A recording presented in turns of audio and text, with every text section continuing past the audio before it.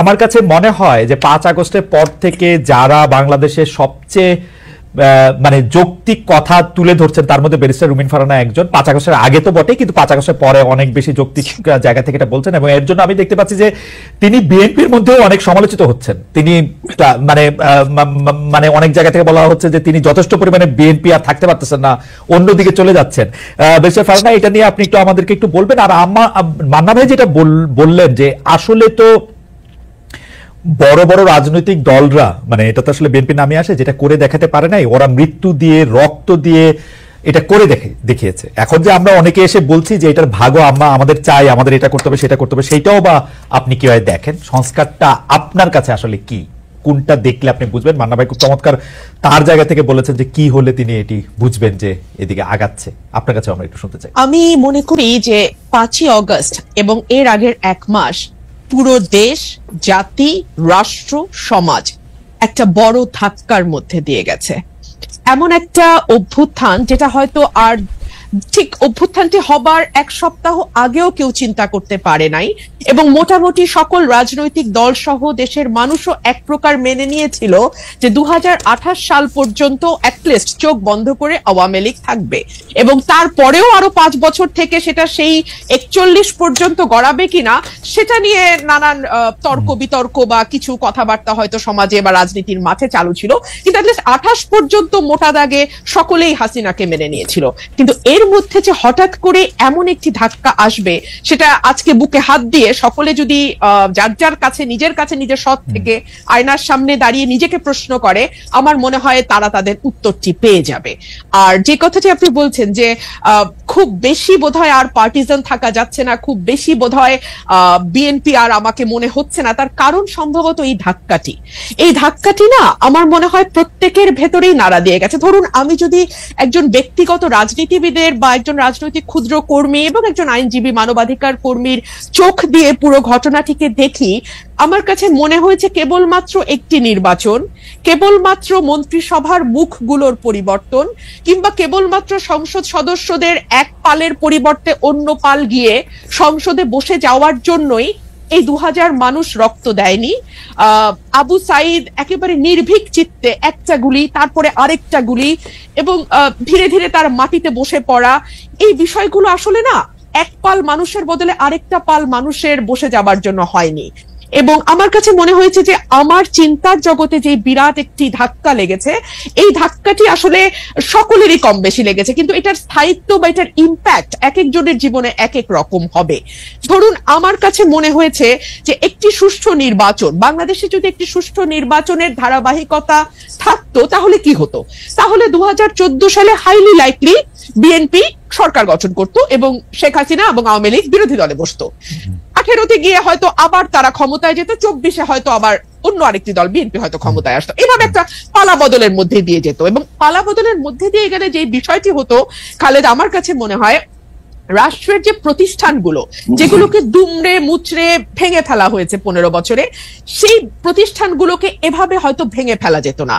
আজকে যেভাবে আমরা দেখতে পাচ্ছি মসজিদের খতিব থেকে শুরু করে একেবারে পাড়ার স্কুলের হেডমাস্টার পর্যন্ত পালিয়ে যে প্রাণ বাঁচাচ্ছেন, কারণ সোশ্যাল টেক্সচারটা পুরোপুরি নষ্ট হয়ে গিয়ে একেবারে প্রান্তিক লেভেল পর্যন্ত সকলকেই এক দলের সদস্য হয়ে যেতে হচ্ছে। এই অবস্থাতে বাংলাদেশ যেত না। একটা পাওয়ারের তো একটা ব্যালেন্স থাকে, ভার্টিক্যাল এন্ড হরাইজন্টাল। ভার্টিক্যালটা হয় রাষ্ট্র, হরাইজন্টালটা হয় সমাজ। কিন্তু আমাদের এই সমাজের টেক্সচারটাকে, সমাজের বুননটাকে খুবই সিস্টেম্যাটিক্যালি হত্যা করা হয়েছে, এবং হত্যা করা হয়েছে খুবই একটা পারপাসফুলি, একটা মানে লক্ষ্যকে সামনে রেখে। লক্ষ্যটা হচ্ছে আমাকে যে কোনো মূল্যে ক্ষমতায় থাকতে হবে। সুতরাং এইরকম ভুল যদি পরবর্তীতে কোনো রাজনৈতিক গোষ্ঠী এই ভুলটি করবার ন্যূনতম চেষ্টা করে, এই দেশের মানুষ কিন্তু মরতে শিখেছে, এবং ওরা কিন্তু একটা ভীতির মধ্যে ছিল। হ্যাঁ, 15 বছর লিখতে ভয় পায়, বলতে ভয় পায়, নিজেকে এক্সপ্রেস করতে ভয় পায়, ইচ্ছা করে একটা পালের মধ্যে লুকিয়ে থাকে। সেই জায়গা থেকে একটু ইন্টারাপ্ট করি, আপনি যেই অবস্থাটা বর্ণনা দিলেন, আপনার মনে কি এই সংখ্যাটা রয়ে গেছে? যেহেতু আপনি শুরু করেছিলেন যে এক পাল মানুষ থেকে আরেক পাল মানুষ, আপনার মধ্যে কি এই সংখ্যা রয়ে গেছে যে বিএনপি আসলেও তাদের ইয়াটা একটা লম্বা হবে এবং প্রায় একই ধরনের জায়গা হবে, যেইটা মানে যেই আশঙ্কা মান্না ভাইয়েরও আছে, সেই আশঙ্কা কি আপনারও আছে যদি আসলে এই গুণগত পরিবর্তনটা না হয়? দেখুন, বিএনপি 17 বছর নানান রকম জুলুমের মধ্যে দিয়ে গেছে। এই জুলুমের শিক্ষা বিএনপি কতটা নিয়েছে এটা বিএনপি ক্ষমতায় আসলেই আরো পরিষ্কারভাবে বোঝা যাবে। তবে বিভিন্ন জায়গায় আমরা যেই মেসেজগুলো পাই সেই মেসেজগুলো খুব সুখকর নয়, এবং এটা যে সুখকর নয় এটা তো বিএনপির চেয়ারম্যান নিজেই স্বীকার করছেন, তাই না? তো তাহলে অথচ উনি কিন্তু বারবার ওনার নেতা কর্মীদের সতর্ক করছেন। এখানে দুটো তিনটা বিষয় হতে পারে, যে এক হচ্ছে যে ওনার বক্তব্য কি ওনার দলের তৃণমূলে যারা এই ধরনের কর্মকাণ্ডের সঙ্গে যুক্ত হচ্ছেন, মধ্যম পর্যায়ের যারা যুক্ত হচ্ছে। একটা সেকেন্ড বেশি ফারানা, আপনি যখন এই কথা বলছেন, আমাদের একজন দর্শক এই মন্তব্য পাঠিয়েছেন যে ফেসিস্ট আমলে রুমিন ফারানার প্রতিবাদী ভয়েস আমাদের সকলকে প্রেরণা যোগাতো, এখন কিছু কিছু এলাকায় বিএনপির অপকর্মের বিরুদ্ধে আমরা কি সেই একই কণ্ঠ শুনতে পাবো কিনা? ইন্টারেস্টিং, আমি ঠিক এই কথাটাই বলছিলাম, তাই না খালেদ ভাই? হ্যাঁ, তো এই ওনার এই কথাটা কি lower level, lower tier, mid tier and high tier খুব বেশি গুরুত্ব দিচ্ছে না? গুরুত্ব না দিলে কেন দিচ্ছে না? কারণ তারা কি মনে করছে যে কোনো ব্যবস্থা নেওয়া হবে না? কিন্তু আমরা তো বেশ কয়েকটি জায়গায় ব্যবস্থা নিতেও দেখলাম, তাই না?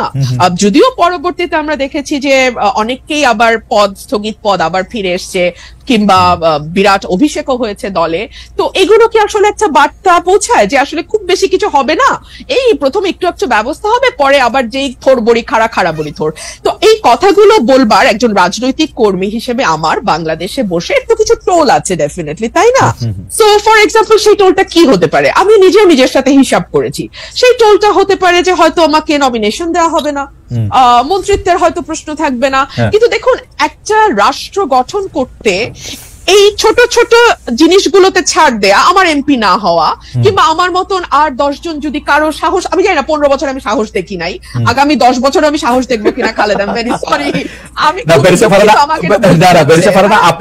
আপনাকে একটু থামাই এ পর্যায়ে, আমি শুধু প্রশ্নটা করে রাখি, সেটা হচ্ছে যে আপনি একাদশ জাতীয় সংসদে অন্যতম বিরোধী কণ্ঠস্বর ছিলেন, সংসদের মধ্যে সংসদের বাইরে, কিন্তু যারাই বিগত 3 সংসদ নির্বাচন অংশ নিয়েছেন, সংসদে গিয়েছিলেন, তাদের ভালোভাবে দেখছে না বৈষম্য বিরোধী ছাত্র আন্দোলনের নেতারা বিগত 3টি নির্বাচনের সমালোচনা করলে একই সঙ্গে সংসদে থাকা ঠিক হয়েছে কিনা সেটি প্রশ্ন করছে।